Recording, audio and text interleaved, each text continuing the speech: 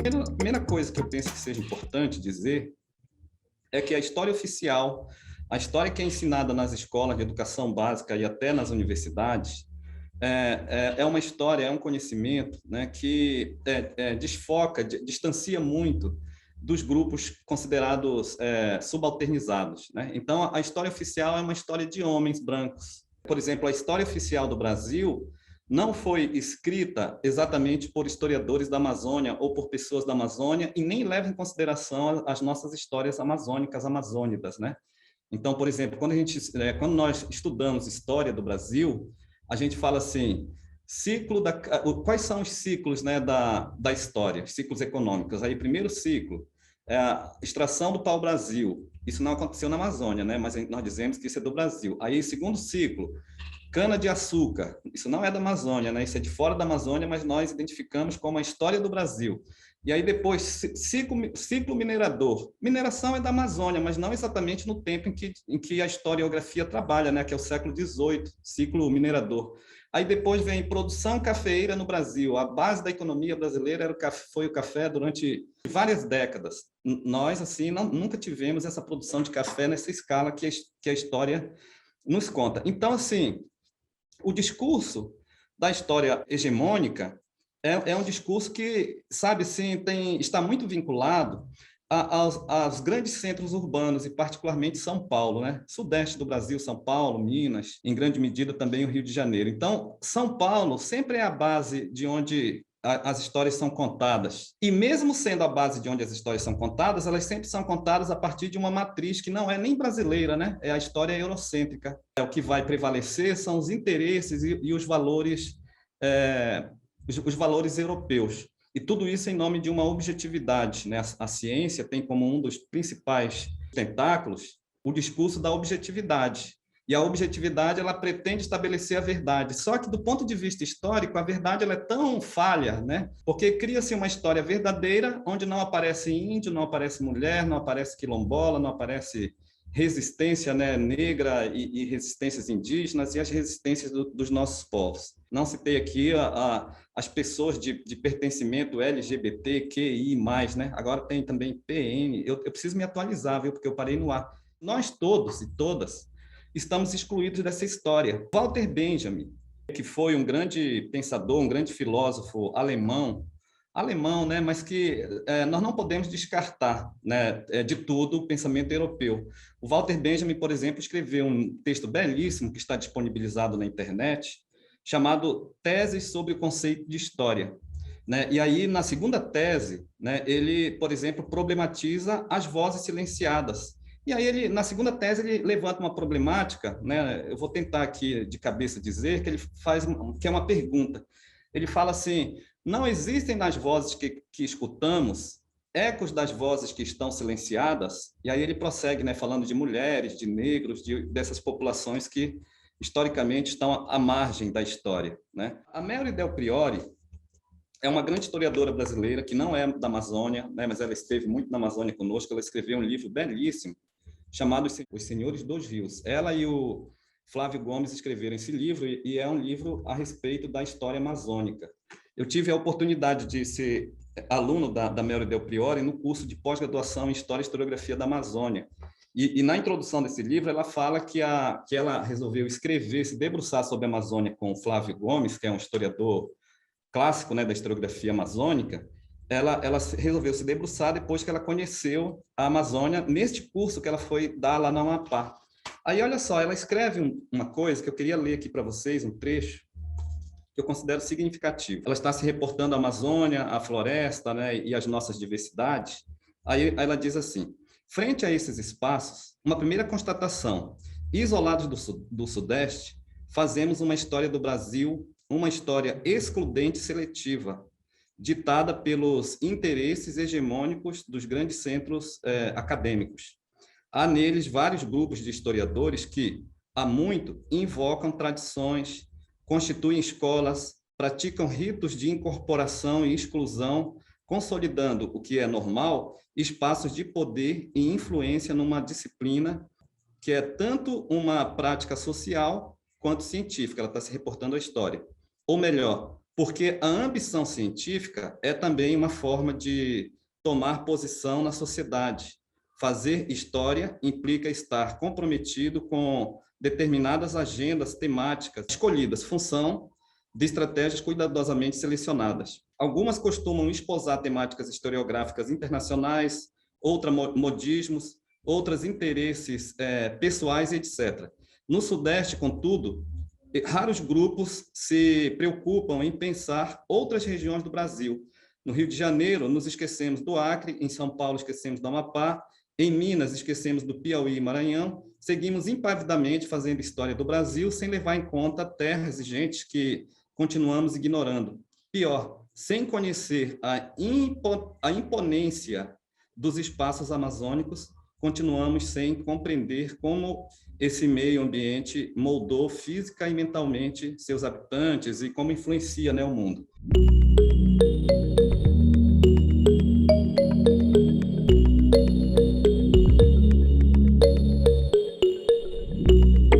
E aí, do ponto de vista mesmo da Amazônia propriamente, nós vemos assim que a Amazônia, esse nome ele deriva de uma mitologia grega. Olha só, lá da Grécia Antiga, né? As amazonas gregas eram mulheres guerreiras, né? Que cortavam, inclusive, os seios para posicionar de maneira bem tranquila seus arcos, né? De guerra. Então, os primeiros europeus que circularam por aqui no século XVI, eles juraram que viram mulheres amazonas circulando por aqui, né?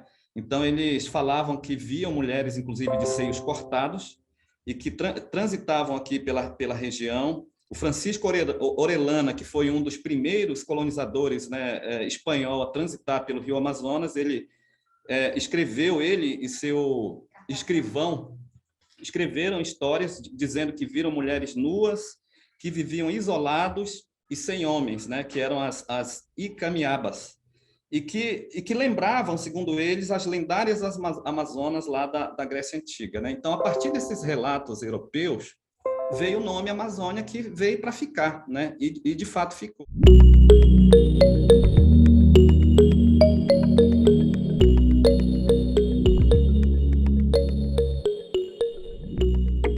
E aí, do ponto de vista geográfico, né, eu queria assim fazer a leitura rápida aqui de um conceito, né? O que é então a Amazônia?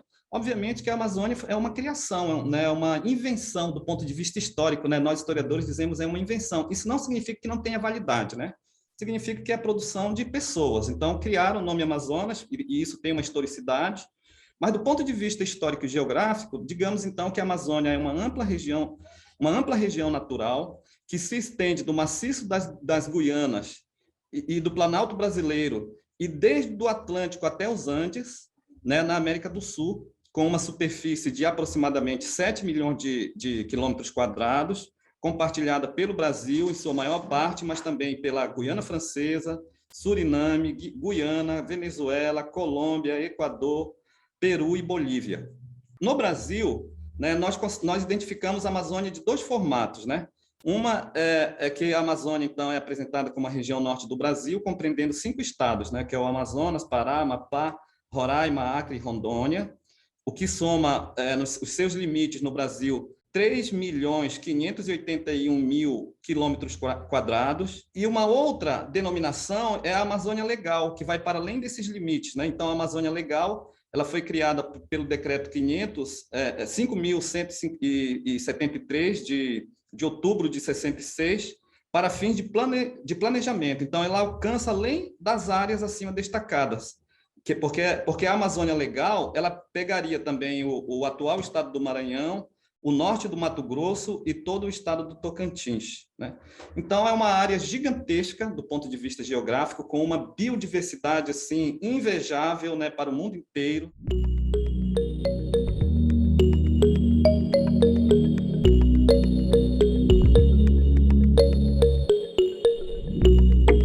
Quero iniciar aqui as provocações com um vídeo que fala exatamente do nosso tempo aqui, do tempo presente. E aí a gente recua no tempo. Vamos lá.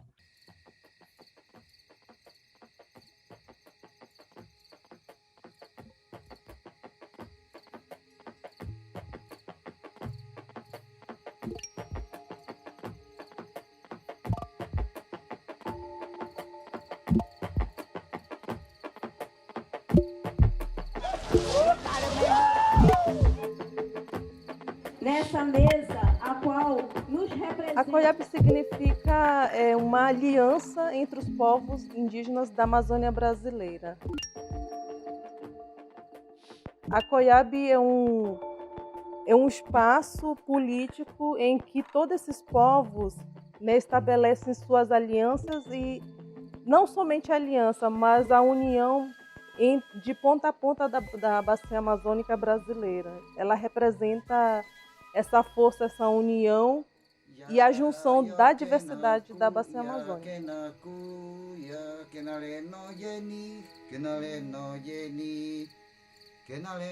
A COIAB é a maior organização indígena do Brasil e abrange os 9 estados da Amazônia brasileira: Amazonas, Acre, Amapá, Maranhão, Mato Grosso, Pará, Rondônia, Roraima e Tocantins. É uma das regiões mais ricas do mundo e uma das mais ameaçadas do planeta. A floresta tem uma extensão de mais de 5 milhões de quilômetros quadrados, dos quais mais de 1 milhão pertence a 430 terras indígenas. Esse território é o lar de uma população indígena estimada em 440 mil pessoas, equivalente a 60% da população indígena do país. São 180 povos, falantes de 160 línguas diferentes. A Amazônia é cobiçada por madeireiros, garimpeiros, pecuaristas e investidores do agronegócio. Uma região de difícil acesso, inclusive para as políticas públicas, que dificilmente chegam até as populações mais afastadas. Olha, a existência da COIAB, né, ela é fundamental, né, como uma organização social autônoma, né, sem vínculo partidário, religioso, né, uma forma de dar uma maior visibilidade, né, e mostrar, né, a força política do movimento indígena com toda essa territorialidade que ela congrega, né, a diversidade de povos, né, de organização, mas também pela sua linha histórica, né, de tudo aquilo que se conquistou de política pública para com os povos indígenas, né, a COIAB fez parte desse processo grandioso, né, vitorioso, e agora, nesse momento, na conjuntura atual, ela é muito mais necessária ainda, estar existindo para poder estar nos enfrentamentos, né, e buscando que os direitos que já conquistamos e o que está por conquistar eles sejam respeitados e prevaleçam. Fundada no dia 19 de abril de 1989, a COIAB surgiu como resultado do processo de luta política dos povos indígenas pelo reconhecimento e exercício de seus direitos, no cenário de transformações sociais e políticas ocorridas no Brasil. A COIAB foi criada na década de 80 e ela trouxe, até o momento de hoje, uma grande importância. A COIAB, para nós, é um símbolo de uma grande maloca, de um grande guarda-chuva, que dentro dela estão as bases, que são os mais de 180 povos indígenas que residem em toda a Amazônia brasileira e 9 estados. A COIAB é uma organização indígena de direito privado sem fins lucrativos.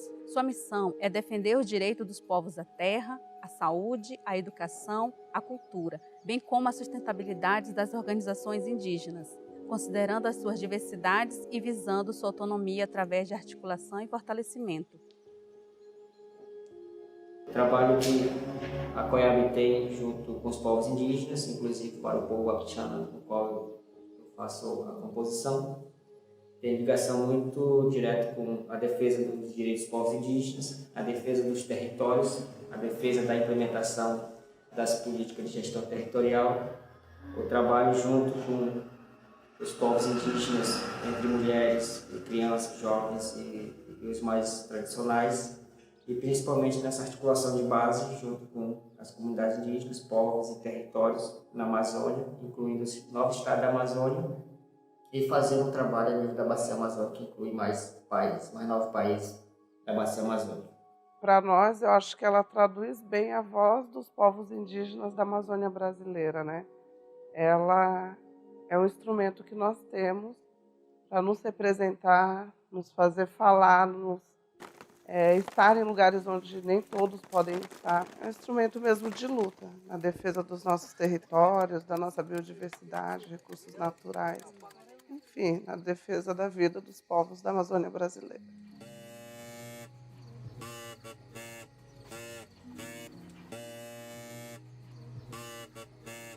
Então, esse confiar entre nós, ele vem crescendo. E isso é o que faz com que a força do movimento indígena ele se perpetue e seja muito maior do que qualquer outra força do mal, né? Porque nós estamos aqui para trabalhar pelo bem comum de todos. Nós temos uma responsabilidade de várias pessoas que estão aí pelos nossos povos indígenas de isolamento voluntário, que são os nossos povos autônomos, né? Então, pela qualidade de vida e pela essa resistência, é o que a COIAB ela vem trazendo junto com as suas federações.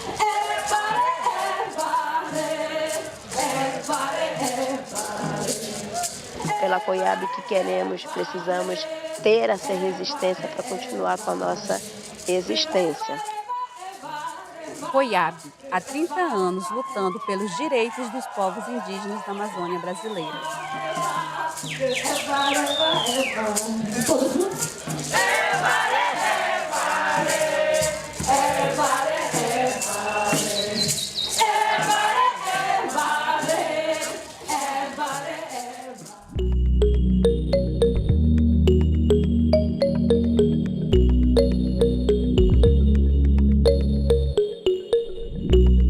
Aí, com relação à Amazônia, olha só que assim, pretensão minha, né? Eu vou aqui anunciar que eu vou tentar fazer uma fala desde das primeiras sociedades amazônicas, tentando chegar nos dias de hoje. Assim, uma coisa meio absurda, qualquer historiador acharia isso, mas eu vou lá nesse desafio, né?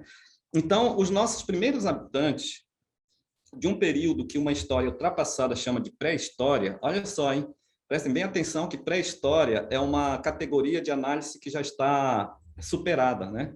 Porque a pré-história ela estabelece a ideia, né, de que a história ela começa com a escrita, né? Enquanto não havia escrita humana, não havia história. Então, nós já fizemos densamente esse debate e chegamos à conclusão que a humanidade sempre fez história independente da escrita. Quero falar dos primórdios, dos primeiros habitantes. Antes disso, eu também preciso lembrar do nome do historiador, sabe, que eu falei com vocês, que esteve em Istambul. Então, era Mark Bloch e Henri Pirenne, né? O Mark Bloch, então, falou que queria conhecer o prédio mais antigo, que era o Arquivo Público de Istambul, e o Henri Pirenne falou, olha, eu como historiador, eu quero conhecer a nova Câmara Municipal, que é um prédio ultramoderno que foi inaugurado semana passada. E aí eles, então, abriram esse debate, né? Daí eu trouxe esse vídeo para nós pensarmos assim nas problemáticas atuais, né? Hoje são tantos problemas, os povos indígenas sendo massacrados, uma política de genocídio aberta contra os povos indígenas e de ecocídio. Todos nós aqui assistimos, né, o ex-ministro do Meio Ambiente, Ricardo Salles, dizendo sobre aproveitar a pandemia, que está todo mundo distraído, para o gado, para a boiada passar, né, destruir a Amazônia e extrair madeira, e explorar o ouro e devastar tudo. Que vergonha, né? Então, o Brasil sendo envergonhado internacionalmente. Mas vejam só, segundo os estudos arqueológicos, né, na verdade, tem várias datações, né, mas assim, eu preferi pegar uma datação que é de aproximadamente 25 mil anos, né, a chegada dos primeiros habitantes aqui na região da Amazônia. A datação até de 60 mil anos atrás, né? Não existe muito acordo, consenso, digamos assim, mas o mais comum é falar de aproximadamente entre 24 e 25 mil anos, e esses primeiros habitantes da Amazônia teriam chegado pelo Estreito de Bering, né? Então, eles teriam chegado não exatamente na Amazônia, né? Na verdade, os primeiros habitantes chegaram pela América Central. Então, aquela ligaçãozinha ali entre a América do Norte, né, e a região polar congelava durante, né, há mais ou menos 30 mil anos atrás, 25, 30 mil anos atrás, congelava, e a primeira leva, né, de pessoas que vieram para a América teriam vindo ali da região da Polinésia, né, da Ásia, portanto. E aí muitas pessoas, antropólogos e estudiosos, dizem assim, inclusive os povos indígenas, né, da Amazônia, de maneira geral, têm características físicas muito semelhantes com os indonésios, né, com os asiáticos, não por acaso, né, porque essa travessia se deu efetivamente, e há aproximadamente 20 mil anos, né, esses primeiros grupos polinésios teriam chegado aqui. Eu estou falando da Amazônia, né? Estou falando aqui, mas na verdade estou na Bahia, né? Eu vou falar na Amazônia. E o interessante é que esses povos, tanto o povo marajoara, que foi um povo extremamente guerreiro, quanto os Mura, são considerados pelo Estado brasileiro como povos extintos, mas eles se mantém na Amazônia, né?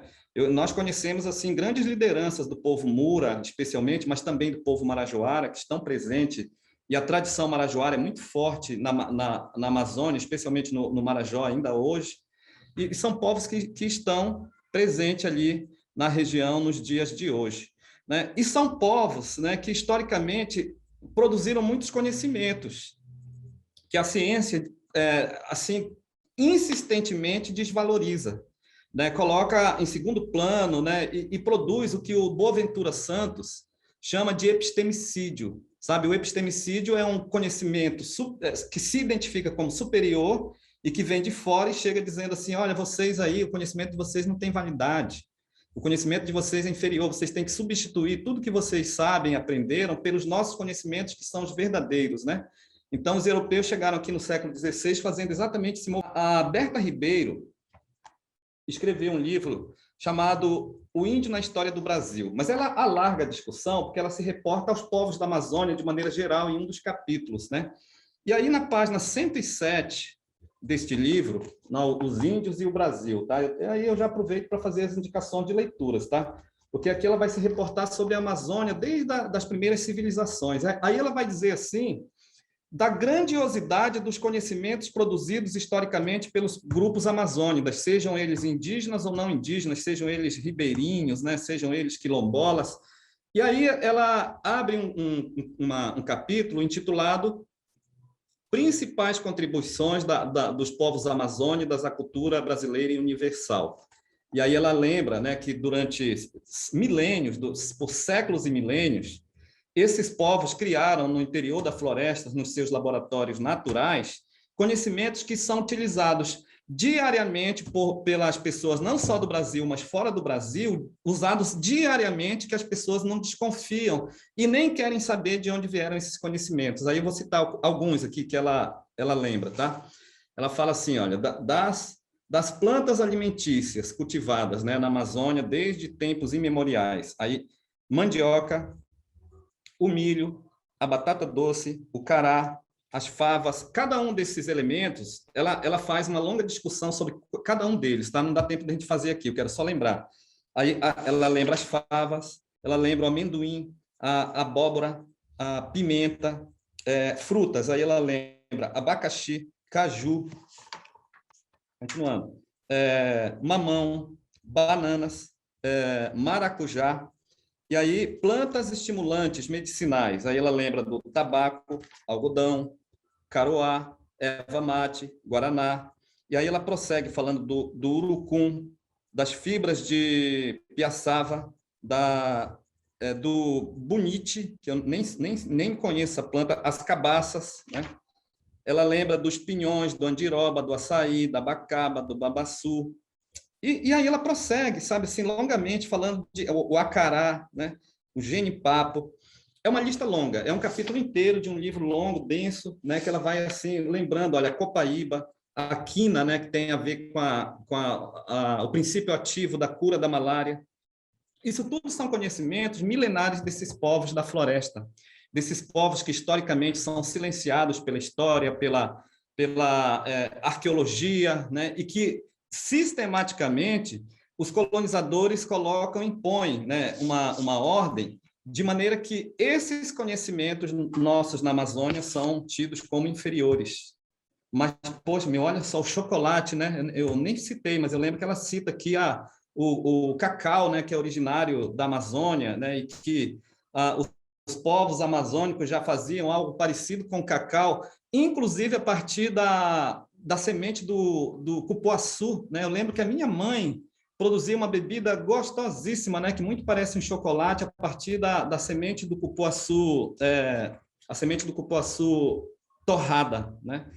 Então vejam só, uma coisa importante que eu esqueci de falar, eu quero voltar um pouco, né? Para dizer assim que a Amazônia no passado foi apresentada como um vazio demográfico e no presente continua sendo. Então, vejam só que essa categoria de análise, vazio demográfico, é extremamente ideológico para se pensar na Amazônia. Até hoje nós ouvimos falar que a Amazônia é um vazio demográfico. Mas quando os primeiros colonizadores europeus chegaram na Amazônia, o discurso muito forte era esse, né? Nós encontramos, achamos, é nosso, vamos ocupar tudo porque aqui é um vazio demográfico.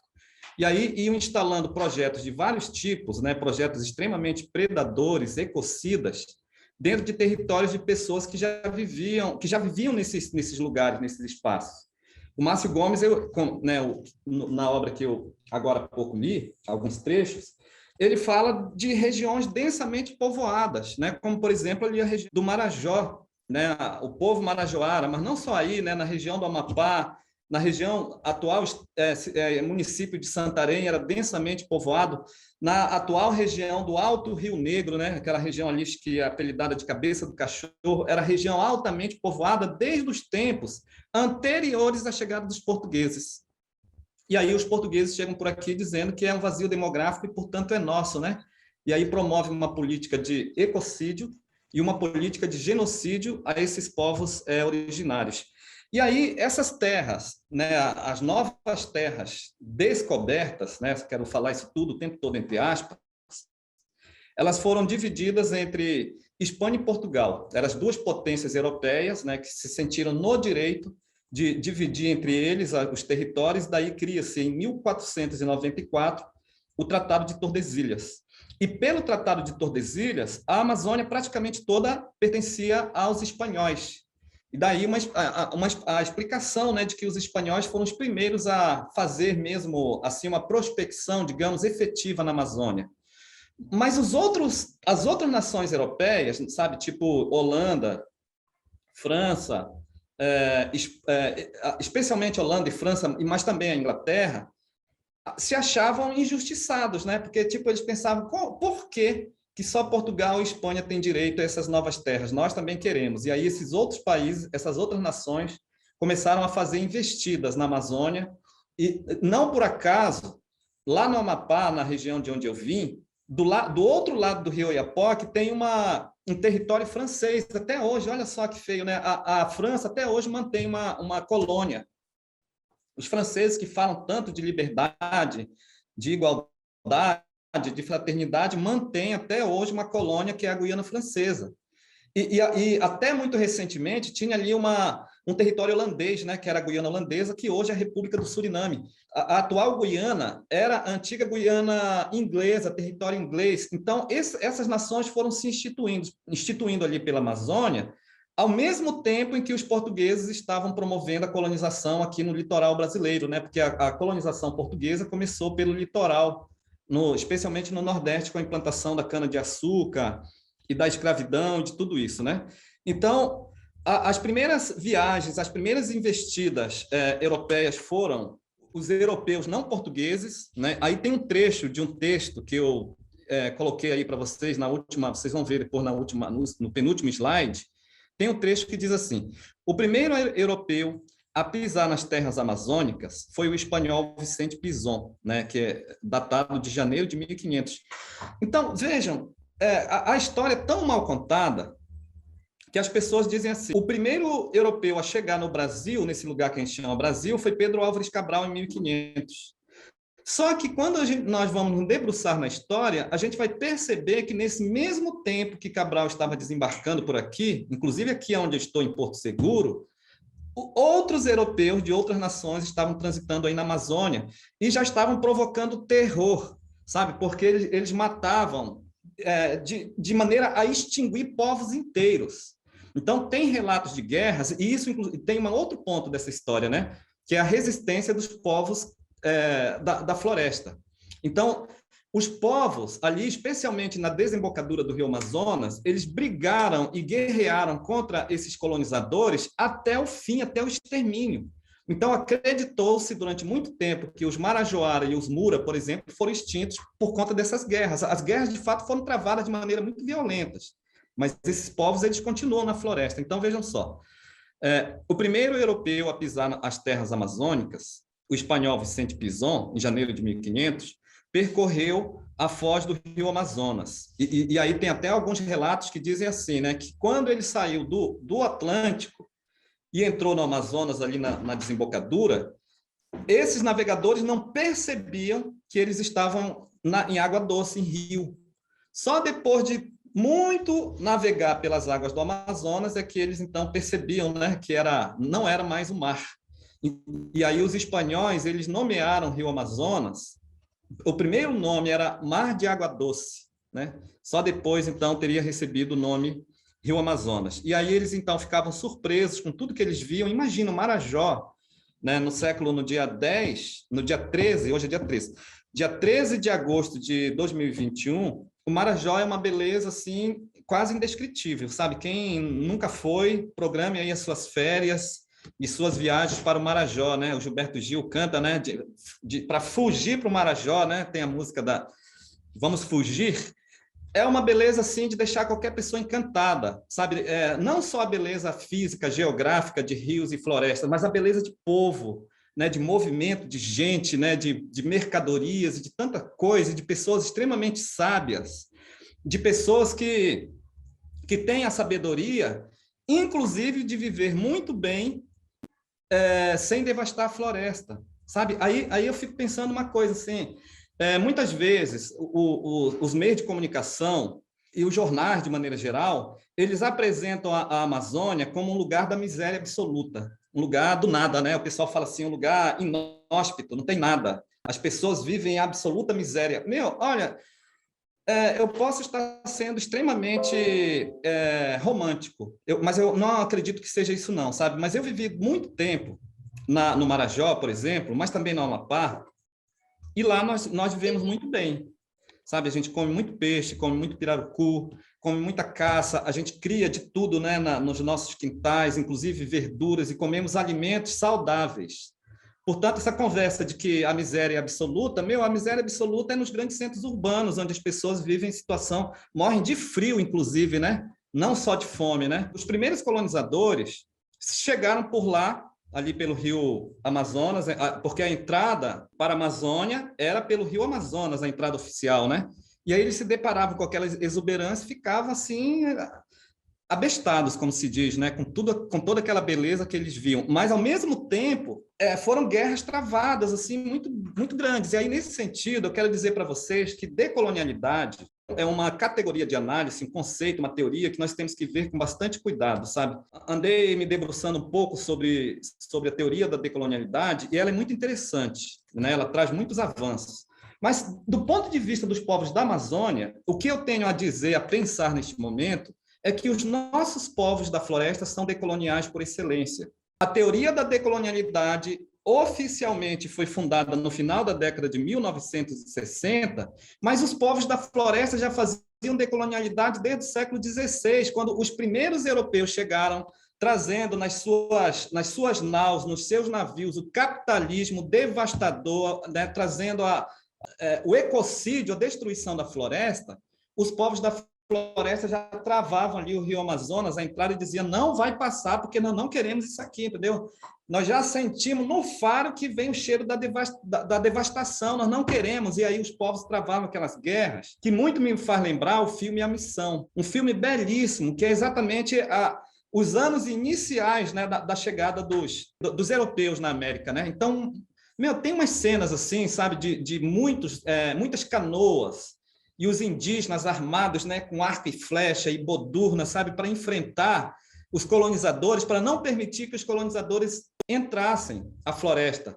Só que, infelizmente, não tinha combate, né? Os caras vinham com canhão, né, com arma de fogo, e aconteceu um verdadeiro genocídio. Mas nós já estávamos dizendo do perigo que era aquilo ali, entendeu? Porque os portugueses e os espanhóis e todos os colonizadores, eles trouxeram com eles o capitalismo no seu primeiro formato, que era o capitalismo mercantil. Então, vejam só que, né, referendando a ideia, os povos indígenas são decoloniais por excelência. Mas, dito de outra forma, e de maneira complementar, eu não quero ser contraditório na minha fala, eu diria assim que nós, povos da Amazônia, não estamos vivenciando tempos de decolonialidade, né? Porque a teoria da decolonialidade, ela nos diz que dia 7 de setembro de 1822, que é a data da independência do Brasil, nós teríamos vivido o tempo do colonialismo, o tempo da submissão à metrópole, e que, a partir dali, nós vivemos a herança da opressão que a teoria chama de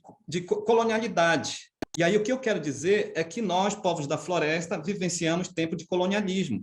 Os colonizadores continuam de plantão dentro da Amazônia, incendiando a Amazônia, os garimpeiros matando os povos indígenas, matando os quilombola, matando os povos da floresta. E cada vez nós, amazônidas, né, originários, ficamos mais apertados dentro dos territórios ou até mesmo sem territórios. Tem um livro muito interessante, vou indicando aqui um monte de coisa, viu, gente? Chamado Chão de Promessas, do Peri Petit, né, um grande pesquisador da Amazônia, dos conflitos de terra na Amazônia, que ele faz exatamente essa discussão, sabe, para dizer que os nossos territórios, apesar da Amazônia ser gigantesca, nós, amazônicas, cada vez estamos mais apertados dentro dos nossos territórios e muitas vezes os territórios totalmente isolados, sabe? E a gente fica totalmente à margem da sociedade porque não existe mais terra para os pequenos agricultores, camponeses, quilombolas, indígenas, né? Esses territórios que são o tempo todo invadidos especialmente pelo agronegócio. O Bernardo Mansano é um grande pesquisador da questão de terra, conflitos agrários no Brasil. E quando ele se reporta à Amazônia, ele lembra que da escravidão indígena e africana dos tempos coloniais às colheitadeiras satélite dos dias de hoje, permanece a estrutura latifundiária, a exploração do trabalho, a reprodução da desigualdade social e a concentração de renda na mão de meia dúzia de senhores. Portanto, o Bernardo Mansano ele conclui que agronegócio é uma categoria extremamente ideológica que foi criada na década de 90 para se reportar a uma forma histórica de opressão, entendeu? Então, lá no século XVI, eram as capitanias hereditárias de propriedade dos senhores donatários, né? E hoje em dia estão falando de agronegócio. E, portanto, agronegócio é irmão siamês das capitanias hereditárias e de outros projetos assim extremamente violentos, né, da história brasileira. Se você está dizendo que 7 de setembro de 1888 foi a independência do Brasil, vá lá analisar para ver o que está acontecendo, porque essa data é um sinal. Aí, diante dessas orientações do Domingos Novaes, eu vou dizer para vocês assim, olha que triste. No dia 8 de setembro de 1888, continuava a escravidão, continuava o latifúndio, continuava a desigualdade social, continuava a concentração de riqueza nas mãos de poucas pessoas. Ou seja, pouca coisa mudou. E, particularmente na Amazônia, muito pouca coisa mudou. Sabe por quê? Porque a Amazônia nunca se sentiu, nos tempos coloniais, ou melhor, desculpa, não se sentiu brasileiro imediatamente após a independência do Brasil, né? A Amazônia ela sempre teve uma relação colonial muito forte com Portugal, diretamente. Tanto é que a organização do Brasil colônia era assim, Grão-Pará, que o Grão-Pará era a Amazônia inteira, e o resto do Brasil, que não era Amazônia, era o Brasil. As elites da Amazônia não iam para o Rio de Janeiro ou para Salvador. As elites da Amazônia iam para Lisboa, né? Os filhos da elite iam para Lisboa estudar. A elite ia para Lisboa fazer suas compras e fazer suas negociações. Então, a Amazônia colonial ela não tinha um vínculo com o restante do Brasil. Sabe? Isso aí foi uma prática imposta historicamente, né? Os amazônidas não se sentiam definitivamente brasileiros. Só que, com a independência, com a independência do Brasil, a Amazônica dizia, nós não somos esse negócio aí Brasil, não, nós somos Portugal, né?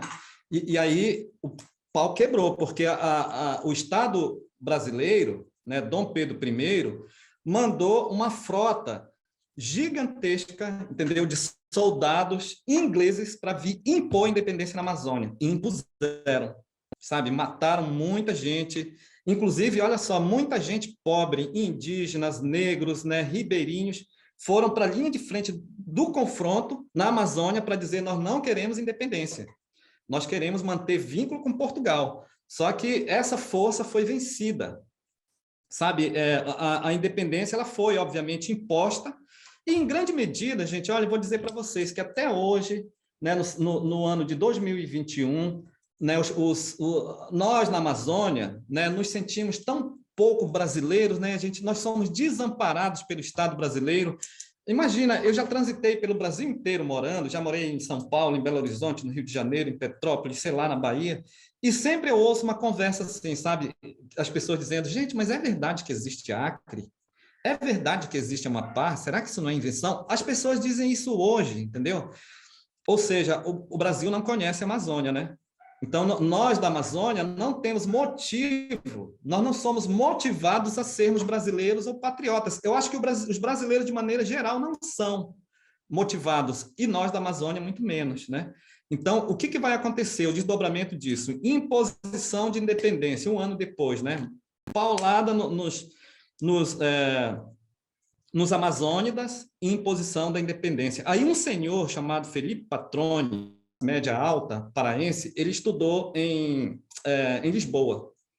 E lá em Lisboa ele teve contato com as ideias revolucionárias iluministas e com os ares da Revolução Francesa. Ele fez direito e voltou para o Pará. Aí ele voltou para o Pará e falava para o pessoal, gente, olha, nós temos que aderir à independência, né? Esse caso do Felipe Patroni é anterior à independência na Amazônia, tá? Aí ele dizia assim, nós temos que aderir à independência. Só que nós queremos aqui no Pará, nós temos que pregar que nós queremos uma independência no seguinte sentido, nós não queremos mais escravidão, nós queremos o fim da opressão. E aí algumas pessoas que colavam no Felipe Patroni diziam assim, Patroni, o que você acha de nós criarmos um país independente, né? Tipo assim, a Amazônia independente, né? Uma outra nação.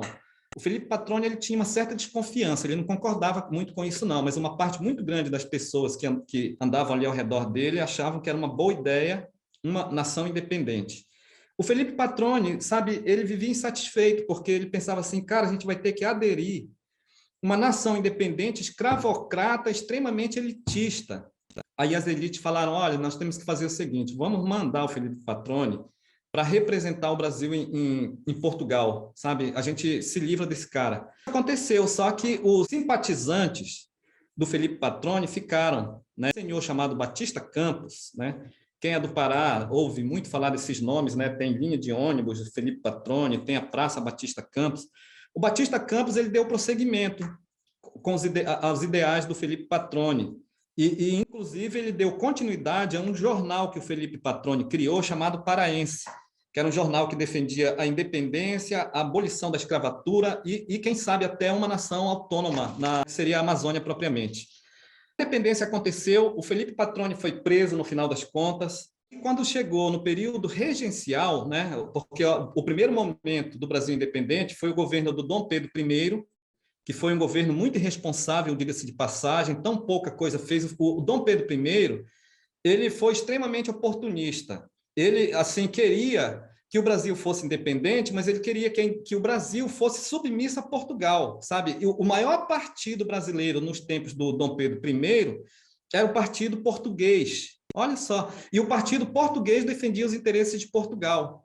E quando o Dom Pedro faleceu, o Dom João VI faleceu, o Dom Pedro foi embora para Portugal tentando assumir o trono lá em Portugal, né? E o Brasil ficou num vácuo de poder porque o filho dele, o Dom Pedro II, era menor de idade, né? Então não tinha política séria para o Brasil e nada para a Amazônia. E aí, com a ida do Dom Pedro I para Portugal, abriu-se um momento da nossa história que a gente chama de período regencial.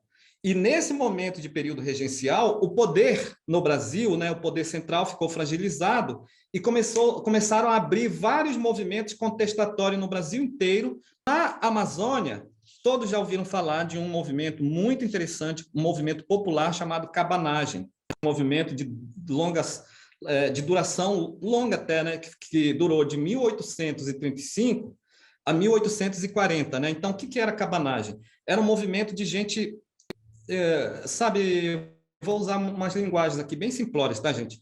Era um movimento de gente pobre, de gente excluída, era um movimento de preto, de índio, de ribeirinho, sabe, de gente totalmente excluída, né? E esses cabanos, né, inclusive a palavra cabanagem, o nome do movimento, tem a ver com a moradia dessas pessoas, né? Elas viviam em casas de madeira, coberta de palha, tipo aquelas casas tipicamente ribeirinhas que existem até hoje. E essas pessoas se reuniram e foram para cima dizer assim, nós queremos uma prestação de contas, entendeu? Impuseram uma independência aqui na Amazônia. Essa independência para nós não significou nada, porque nós continuamos oprimidos, não existe política de dignidade para nós, o preço de tudo é extremamente caro, nós não conseguimos espaço dentro dessa sociedade, espaço de respeito, então nós vamos fazer uma revolução por aqui. E essa revolução, de fato, foi feita. Só que, infelizmente, quando os cabanos tomaram o poder, né, em 1835, o primeiro presidente do governo cabano era um senhor que não tinha compromisso com as classes populares. Poxa, os cabanos aceitaram o discurso de um fazendeiro que se dizia revolucionário, né? O Félix Clemente Malcher. Ele era dono de usinas, né, e tal, assumiu o governo e, ao assumir, ele não tinha compromisso. Ficou muito claro que ele não tinha compromisso com esses grupos sociais, né? Ele tinha projeto para as elites. Só que ele foi assassinado pelos revolucionários, sabe? Os revolucionários não ficaram satisfeitos, assassinaram e, enfim, criaram uma república cabana, né, governada pelo Antônio Vinagre. O Vinagre foi substituído depois pelo Francisco Vinagre, de tal forma que os cabanos ficaram no poder durante alguns anos, né? E durante esse tempo de poder, eles tentaram, num esforço muito grande, fazer política para valer para os grupos marginalizados, indígenas, negros, ribeirinhos, né, povos da floresta de maneira geral. Só que, como já era de esperar, o governo central veio e bombardeou, né, as cidades onde tinham os grandes focos, né, da cabanagem, né, especialmente Belém. Belém era o epicentro da cabanagem. Mas não só Belém, tinha também em Manaus, em Santarém, em Macapá, em tantos outros lugares, foram violentamente reprimidos e presos. E aí o Dom Pedro II assume o governo em 1840, né, com golpe da maioridade, e toma uma decisão que foi a de anistiar todos os revolucionários ali do movimento cabano. A cabanagem até hoje, né, assim, guarda uma memória muito forte ali na Amazônia. E as pessoas, tem muitos movimentos sociais que continuam se identificando como cabanos. Enfim, chegamos então assim nos dias de hoje, né?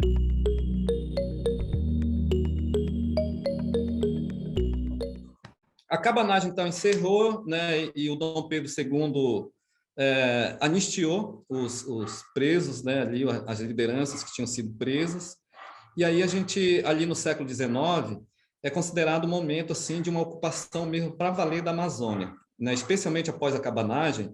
O Dom Pedro II foi considerado um imperador, um governante muito, como é que se fala assim, muito engenhoso, sabe? Era um cara que tinha um projeto. O Dom Pedro I não tinha projeto de desenvolvimento. O Dom Pedro II tinha.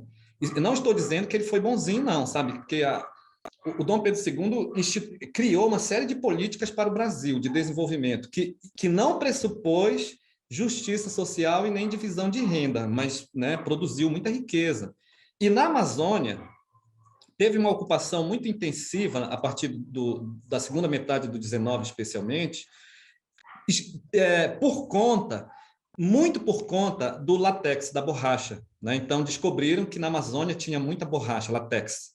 Mas para que látex? Olha, nós estávamos assim no auge de um desenvolvimento industrial, automobilístico no mundo, né?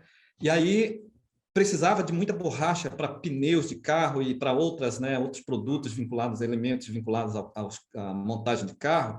E a Amazônia, então, passou a ser uma das maiores produtoras de borracha, né, para a Europa e para outros centros urbanos pelo mundo.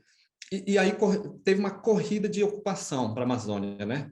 E nesse momento aí, né, que a gente chama de ciclo da borracha, foi um momento de muita exploração do trabalho dos povos amazônicos, né? Ribeirinhos, indígenas, né? A população negra, que viviam em uma situação de quase escravidão. Foi instituído um regime de trabalho, oficialmente um regime de trabalho que era assim, né? A pessoa trabalhava o mês inteiro, no final do mês ela ia no comércio do patrão comprar as coisas, pegar as coisas, né? Comprar mercadorias, alimentos, sei lá, combustível. E aí, comumente, o Caio Prado Júnior faz muito essa discussão também, sabe? Nessa mesma obra aqui, chamada História Econômica do Brasil, o Caio Prado Júnior ele faz muito essa discussão. Ele diz assim que o trabalhador chegava no final do mês, ia lá com o patrão receber o salário, e o patrão dizia assim, olha, mas você não tem nada para receber, muito pelo contrário, você está com dívida, entendeu? Você consumiu isso, isso, isso.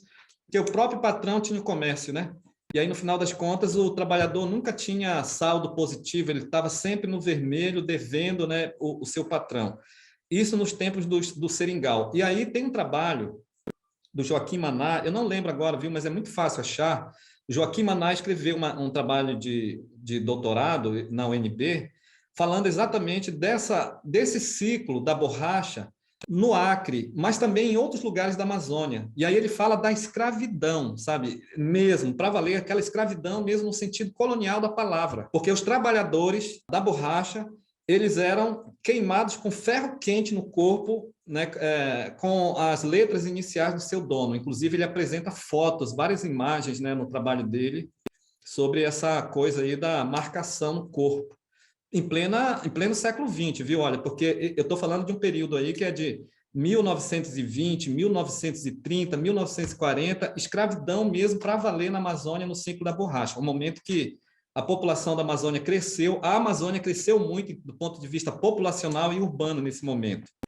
Né? A famosa, eu não sei nem pronunciar direito, né? Mas eu acho que é Belle Époque, né? Que foi, por exemplo, a cidade de Belém teve um crescimento gigantesco e novos prédios foram construídos. Aí o pessoal fala muito ali do teatro de Belém, né? Aquele teatro bonitão ali na Praça da República, e lá em Manaus também, né? O teatro, eu acho que é Teatro da Paz, o nome, não lembro ali o nome do teatro, que é um dos símbolos, né? Do poder dos senhores da borracha. Então, foi uma fase de muito desenvolvimento econômico, sim, de produção de muita riqueza, mas à custa de muita exploração de trabalho, de muita violência contra os trabalhadores e de muita reprodução da desigualdade e concentração de renda na mão de poucos senhores. Por fim, quando a gente chega ali no final da década de 40, a borracha ela definitivamente entra em declínio. Inclusive, o declínio tem a ver com uma outra coisa histórica no Brasil e na Amazônia, que é a biopirataria, né? Ingleses pegaram mudas da seringueira na Amazônia e levaram para a Malásia e conseguiram produzir seringa lá em grande escala, sabe? Aquelas enfileiradas de sumir de vista, e rapidamente a produção do látex da Malásia superou a Amazônia e todo mundo, o mundo inteiro passou a consumir a borracha da Malásia e a Amazônia entrou em crise. Esses senhores da borracha faliram, muitos se suicidaram, outros faliram definitivamente, acabou toda aquela pompa, né, que havia ali das elites, especialmente. E a Amazônia volta a estaca zero na produção de riqueza.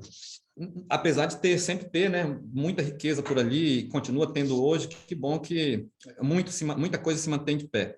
E depois, sabe, dessa crise toda, aí a política na Amazônia, instituída, vai ser a política dos grandes projetos. Eu quero encerrar bem por aí, sabe? Os grandes projetos, que, entre eles, por exemplo, a Zona Franca de Manaus, né? Que foi uma tentativa de solucionar o problema deixado pela borracha e que não resolveu os problemas, né? Nem no passado, nem no presente.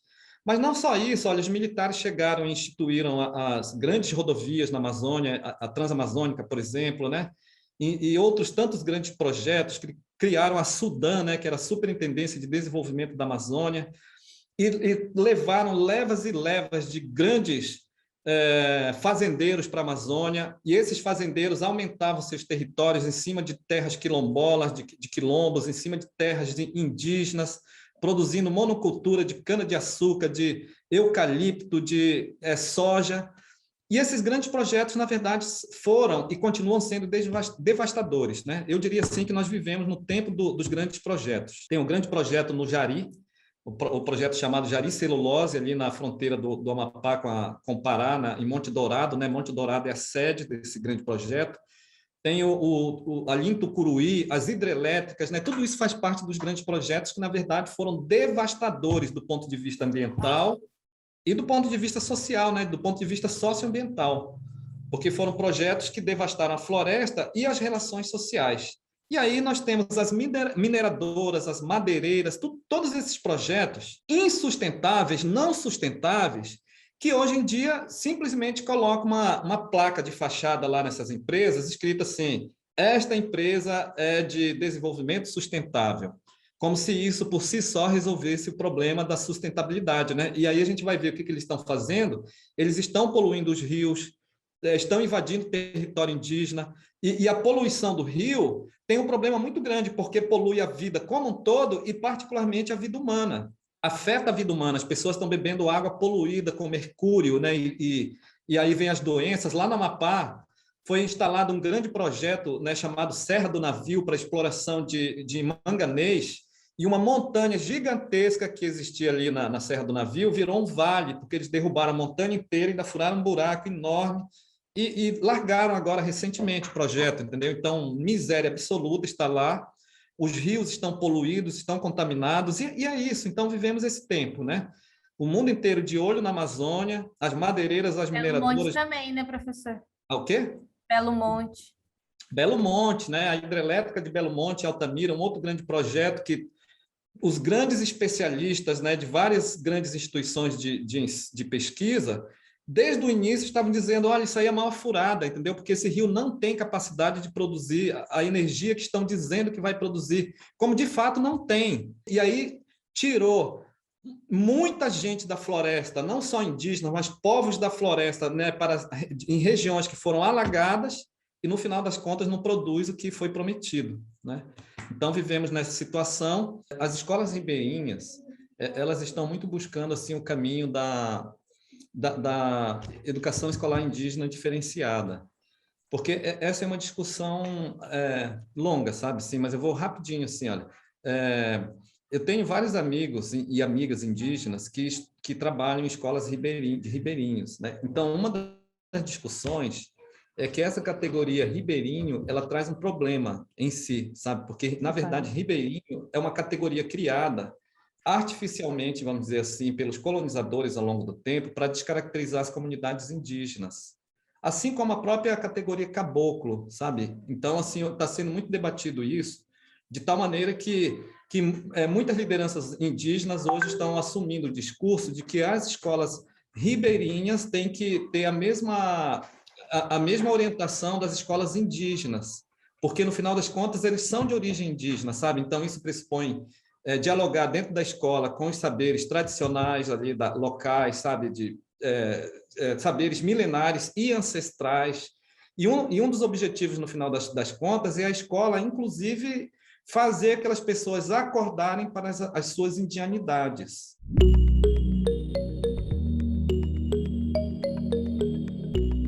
Vai encerrar daqui a pouquinho com essas apresentações, mas eu tinha falado com a Priscila da Aline Caiapó, que é minha companheira, ela é indígena, filha de cacique, e é super amazônica, né, batedeira de açaí. Eu queria que a Aline aproveitasse e fizesse uma fala. Olá, Maico Mrinha, Camarimé, boa noite.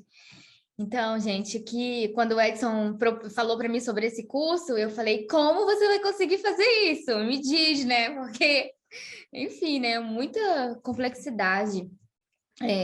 Eu quero dizer para vocês que às vezes a gente se coloca numa posição agora, né, que nós assumimos não agora especificamente vocês, mas eu quero dizer assim, agora nesse momento, né, nesse contexto onde os estudos decoloniais estão aparecendo nas universidades, onde, claro, né, com mais força por conta do movimento preto indígena, né? A gente deve falar isso sempre, porque se fosse pela própria e pura vontade, né, a gente sabe que não seria assim, seria em outro formato, mas às vezes a gente se cobra muito, né? Às vezes a gente se cobra por não saber, às vezes, se colocar, às vezes a gente se cobra por ficar nervosa ao assumir essa identidade ribeirinha, então essa identidade amazônica, mas a gente não precisa se cobrar tanto, né? Mas eu sempre falo assim, eu não vou me cobrar tanto no sentido de...